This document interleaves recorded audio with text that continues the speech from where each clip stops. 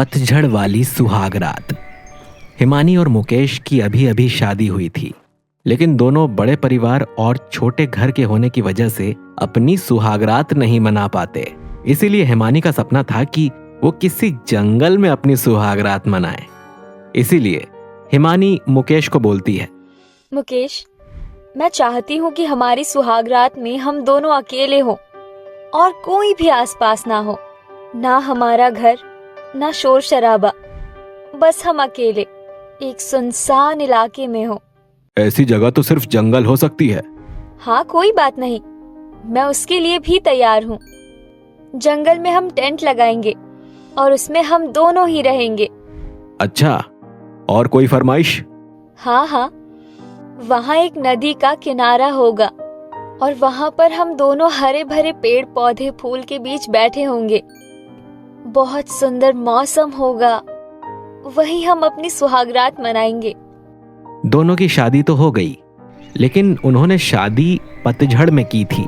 अब ऐसी पतझड़ में जंगल, और वो भी हरा भरा जंगल, कहां से लेकर आएंगे, यही सोचकर दोनों परेशान थे।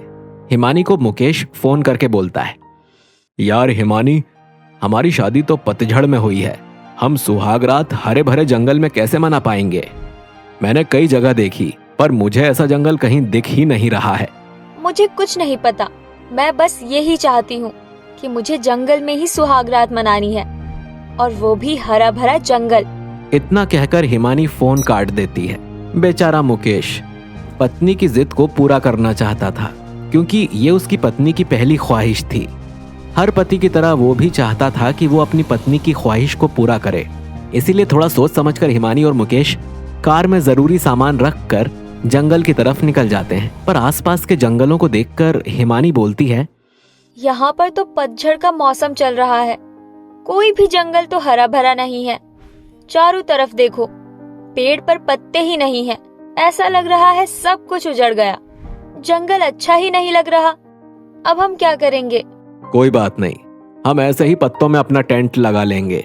इस पतझड़ में भी सुहागरात मनाने का मजा ही कुछ अलग है। फिर दोनों एक नदी के किनारे टेंट लगा लेते हैं, लेकिन तभी बहुत तेज हवा चलती है, तो थोड़े बहुत पत्ते जो पेड़ों पर थे वो भी गिरने लगते हैं, और उनका टेंट भी हवा से इधर उधर होने लगता है और उड़ने लगता है। ये सब देखकर मुकेश बोलता है, मुझे नहीं लगता हिमानी कि हम रात में यहाँ ठहर पाएंगे।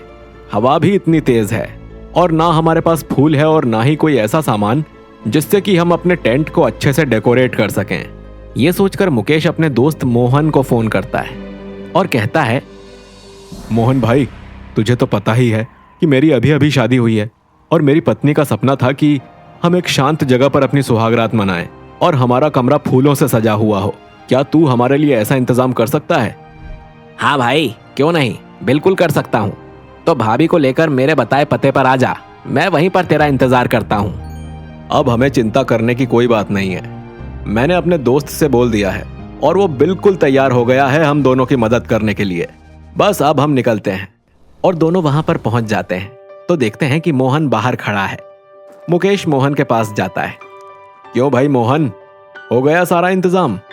भाई मुझे माफ करना, मैं नहीं कर पाया। वैसे कमरे का इंतजाम तो मैंने कर दिया था, लेकिन भाभी की फूलों वाली बात पूरी नहीं कर सका, क्योंकि पतझड़ के मौसम में कहीं भी फूल नहीं मिल रहे हैं। मुझे माफ करना दोस्त। चल कोई बात नहीं, तूने कोशिश तो की। और फिर मोहन वहां से चला जाता है। मुकेश सोचता है, मैं क्या करूं, मेरा तो कोई और हिंदू दोस्त भी नहीं है, अब बचा है सिर्फ अब्दुल। पता नहीं उसके यहाँ यह सब होता भी होगा या नहीं, मैं तो उसके धर्म के बारे में जानता भी नहीं हूं। खैर छोड़ो, मैं अपने पापा के दोस्त माली अंकल से बात करता हूं। और वो उन्हें फोन मिलाता है। हेलो माली अंकल, कैसे हो? मुझे एक काम था। हाँ बेटा बोलो, क्या काम था?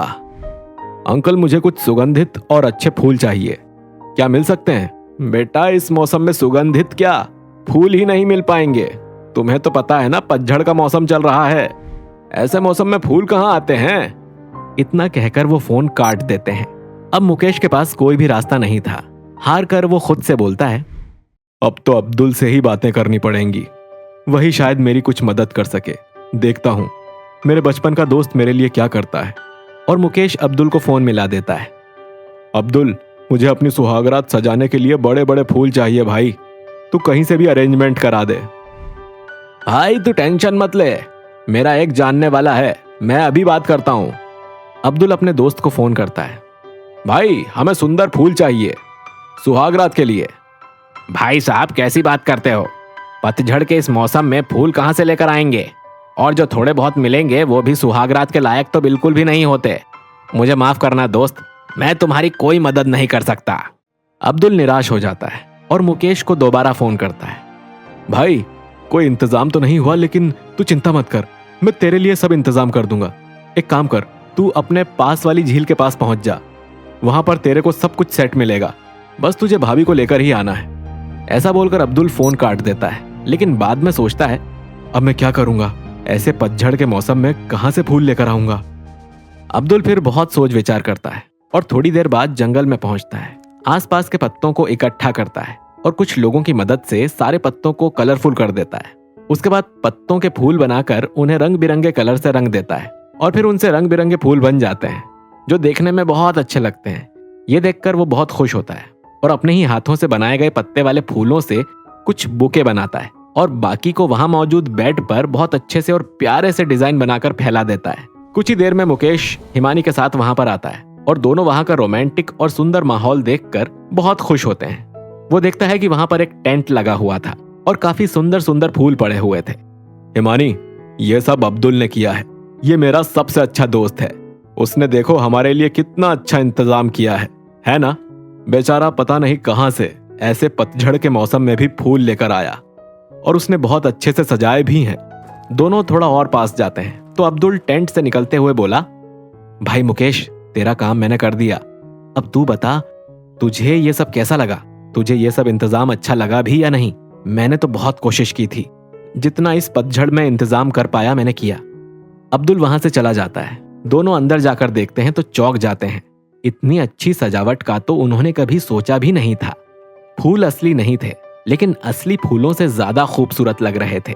इस पर हिमानी अब्दुल को बोली, अब्दुल भैया धन्यवाद, तुमने मेरे सपने को पूरा कर दिया है।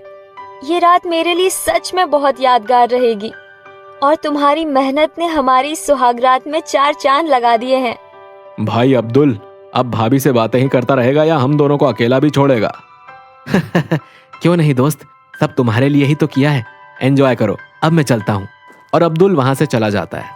मुकेश और हिमानी एक दूसरे के पास आते हैं और एक दूसरे को देखते हुए बोलते हैं, मुकेश सच में ये बहुत खूबसूरत है, थैंक यू।